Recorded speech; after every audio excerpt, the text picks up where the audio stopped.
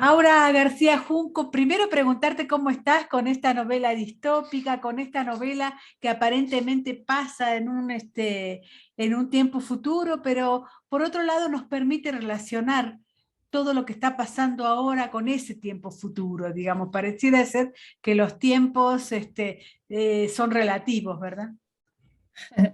Pues sí, o sea, bueno, más que en un tiempo futuro, es una realidad paralela a unos Ajá, cuantos años de acá. sí. Entonces, si bien creo que sí se puede relacionar con lo que pasa en nuestro país, la terrible realidad que vivimos, más bien a mí me gusta pensarlo como un mundo aparte que tiene sus propias reglas y que algunas de esas reglas y de algunas de esas situaciones reverberan con lo que vivimos. Claro, es cierto. Por otro lado, la narración, que a veces es un poco poética, veniendo por supuesto de ti, uno tiene que esperar precisamente esa narración, también nos hace pensar en las cosas que miramos y a veces no vemos, digamos, ¿no? Hay como muchas realidades paralelas en nuestro presente, ¿verdad? Sí, pues yo creo que una de las grandes virtudes de la ficción especulativa es que te permite ver las cosas que no veías porque ya estaban tan normalizadas y de alguna forma se insensibilizan, porque pues las vemos diarias, es muy natural que nos insensibilicemos ante todo, ¿no? No solo hablo de cosas terribles, sino incluso de cosas muy cotidianas. Y creo que los géneros no realistas te permiten salirte un poco, sacudirte un poco la normalidad para voltear a ver cosas que no ves nunca, o incluso cosas que ni sabías que existían, ¿no? Pienso mucho, me han preguntado mucho, por ejemplo, sobre la cultura polinesia, que es pues toda una vertiente hacia la cual no volteamos a ver nunca, ¿no? Vemos mucho hacia Occidente, pero nunca vemos hacia todo lo que sale de Occidente. Ujú. Mar de Piedra, que es un título muy explosivo, me gusta mucho ese título. También habla, es cierto, de la cultura polinesia, pero al mismo tiempo habla de una cultura eh, propia, de una cultura que está a lo largo de este camino. Y una de las cosas que recién hablábamos con David Toscana, un otro entrevistado, que yo le decía, hace falta cada vez más leer. Es decir, cada vez se lee menos, pero cada vez hace más falta leer para poder entender qué es lo que estamos haciendo acá. ¿Lo sientes así? Sí, yo estoy totalmente de acuerdo con eso. Sí, la lectura va a la baja. Eso no es solamente una sensación pesimista, sino que está bastante respaldado con datos. Creo que también la manera en la que nos relacionamos con el mundo, que es a través de pantallas, nos ha hecho bastante poco capaces de concentrarnos y de darle a la lectura lo que requiere, que es un montón de espacio, de tiempo, de cerebro puesto en eso y de imaginación. Entonces, creo que en tanto que estamos perdiendo ese músculo, que ese músculo cada vez está menos ejercitado, pues más hay que ejercitarlo, ¿no? Y no solo porque, pensándolo como ejercicio en ese mal sentido de cosa que cuesta trabajo y que hay que hacer nada más para que no nos duelan tanto las rodillas, sino también porque hay un gozo en eso. Hay un gozo que pues solamente se puede obtener por esa vía. Ujú. ¿Tú eres el alter ego tuyo, es la profesora universitaria, Aura? No, para nada. ¿No? No, la última vez que di clases fue hace como 8 años, eran clases de latín en la sala de mi casa. No aspiro a tan alto como dar clases universitarias. No, sí, obviamente todos los personajes tienen algo de mí, ¿no? Incluso Luciano, que es el personaje más lejano a todo, Claro. incluso en género, tiene algo de mí. Sofía tiene algo, no sé, de mi humor o incluso de mis prejuicios y de mi manera tan cuadrada de ver el mundo, pero lo que es nada más eso, algunos rasgos, como pues siempre sucede cuando escribes, que pues acaba habiendo algo de ti, incluso en los personajes ficcionales más lejanos. Sí, a mí me parecía que era un poco tu alter ego por esta cosa de que a veces aporta cierto sentido común también, ¿no? En el medio de estos dos personajes que son un poco complicados. Sí, no, bueno, pero también aporta mucho sin sentido común, ¿eh? O sea, Sí, sí. sí, de repente, entonces, creo que es un personaje que da las dos cosas y creo que bueno, yo también en ese sentido, pues sí tiene todo que ver conmigo, ¿no?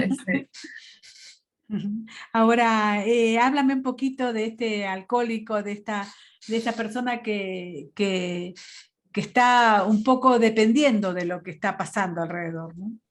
Sí, bueno, está este personaje que se llama Luciano, que es un alcohólico en recuperación, es un hombre que lleva un año sin beber y cuando lo vemos al inicio de esta novela, está tratando de volver a encontrar su lugar en el mundo. Ha estado pues tanto tiempo encerrado tratando de entender qué hacer con su nueva sobriedad, que pues apenas está descubriendo cómo puede comportarse a partir de esa sobriedad y no lo está consiguiendo del todo. Hay una parte de él que no entiende qué es lo que salió mal, pero hay otra parte de él que se da cuenta de que hizo algo terrible en su pasado, que es como una especie de secreto que carga. Eh, y ese secreto es el que lo obliga a pensarlo todo. Definitivamente el personaje más difícil de escribir, porque era, como decíamos, el más lejano a mi propia experiencia, pero también porque era un personaje que quería que tuviera muchos matices dentro de pues su situación, ¿no? Es un personaje que primero parece como muy desvalido, como tú decías, como muy a expensas de las circunstancias, muy perdido, todo crédulo, es el que más cree en la religión ficticia de la que trata la novela. Pone, digamos que todo su bienestar en la idea del destino, que es la idea que brinda esa novela, la idea de un destino glorioso, y luego pues ya vemos cómo le va con eso, ¿no? Porque pues al no afrontar aquello que está cargando, ¿qué pasa? Probablemente cada uno tenga su mar de piedra, ¿no? Tenga precisamente un secreto o algo que recuerda del tiempo pasado, ¿verdad? Sí, algo que no quiere afrontar especialmente, ¿no? Algo que tan no quiere afrontar que acaba forjando más su personalidad de lo que haría si la afrontara. Y creo que los tres personajes están en esa situación, en la situación de que hay algo que les pesa tanto que no pueden seguir, pero al mismo tiempo no se atreven a verlo frontalmente porque son, en el caso de Sofía, la desaparición de Eloísa, en el caso de Ana, el abuso que vivió cuando era más joven, y en el caso de Luciano, aquello que hizo que no quiere nombrar. Como no lo enfrentan, simplemente se queda ahí creándoles una herida, y creo que eso es algo que, pues como tú dices, todos tenemos.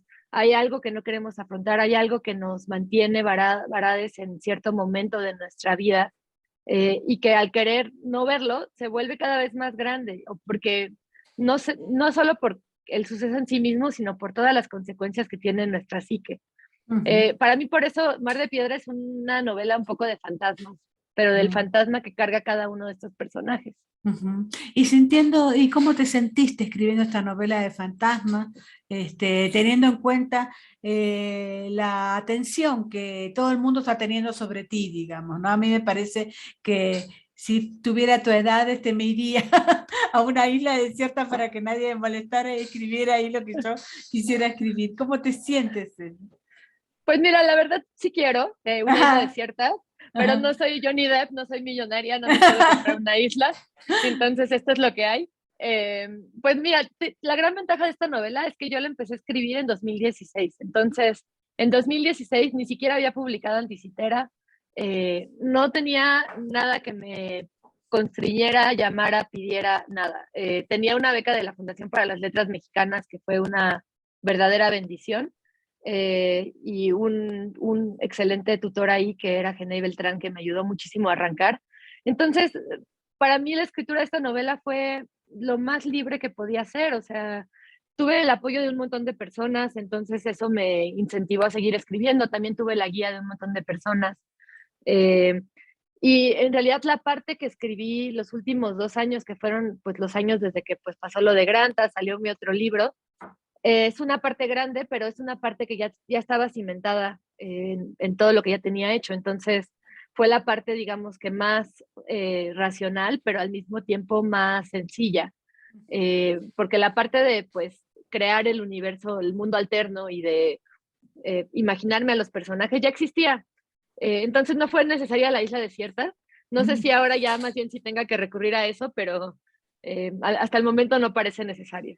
Esa es una de las cosas que quería precisamente comentarte, que la novela tiene un aire fresco, tiene un aire absolutamente, vamos a decir las cosas como son. Yo no pensaba que ibas a escribir una novela tú, digamos, sobre todo en este tiempo, digamos, ¿no? Es decir, la anterior fue un libro también interesante, pero al mismo tiempo inclasificable, me pareció. En este aspecto, creo que esta tiene un aire muy fresco y me encantó. ¿Cómo lo sientes tú?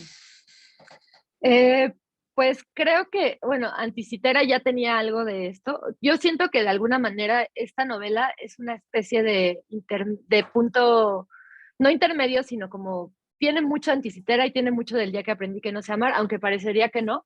Creo que es una novela que conjuga muchas de mis inquietudes que ya venían desde Anticitera, pero al mismo tiempo que sí me gustaba la idea de que fuera una novela, más novela, digamos, ¿no? Anticitera es un libro muy raro, es un libro que pues sí entra dentro de los parámetros de la novela porque es tan flexible ese género que por eso me encanta, Claro. pero al mismo tiempo tiene esta cosa que es brutalmente fragmentada, que exige un montón de quien lo lee. Yo digo que también se puede leer de otra manera desde la imaginación y el valemadrismo, pero ciertamente es una novela exigente. Y en cambio, este libro me interesaba mucho que tuviera también de dónde agarrarte, ¿no? Que tuviera estos arcos de personajes, que pudieras eh, empatizar con los personajes, que pudieras elegir incluso a tu favorito, ¿no? Y seguirlo y de alguna forma que fuera la canoa que te montas para navegar todo el libro. Entonces, pues, no sé muy bien si te contesté, pero, pero sí entiendo lo que dices. O sea, es una novela sí que sigue siendo, a pesar de eso, bastante atípica, ¿no? Tanto en la manera en la que está escrita como en el hecho de que tiene fragmentos y recuadros que surgen de esa realidad, que a mí me gusta verlo como la tridimensionalidad del libro. Pero pues sí que es un libro que incluso físicamente es diferente a muchos otros. La última, se reunieron el otro día las nacidas en octubre. Olivia Terova, tú y quién más, Elisa Díaz Castelo. ¿cómo fue eso? Yo también nací en octubre, así que me Ah, encantó sí. esa posibilidad, aunque soy escorpiana, no soy libriana como ustedes. Ah, no, pues era o sea, bueno, cuando nos conocimos, Elisa y yo, y descubrimos que cumplíamos años el mismo día, nos pareció muy lindo, y luego descubrimos que Olivia cumplía 3 días antes, o 4, y siempre habíamos querido organizar algo porque, pues al final nosotras nos conocimos en la Fundación para las Letras Mexicanas, y entonces conocemos de cerca nuestros procesos de escritura, hemos visto cómo se han escrito varios de nuestros libros, e incluso hemos leído varios manuscritos de algunos de ellos. Entonces nos parecía desde hace tiempo que era linda la idea de ponernos a leer juntas para celebrar nuestros cumpleaños, porque de alguna forma es una celebración también de los procesos que hemos vivido juntas, ¿no? Desde empezar nuestros, digamos, primeros pininos en la escritura, aunque no lo eran, pero sí un poco, hasta pues el lugar en el que estamos ahora, que pues sea mucho o poco, pues sí es un largo recorrido, ¿no? Y no hay nada mejor que vivir esta clase de recorridos que te hacen querer irte a islas desiertas acompañada.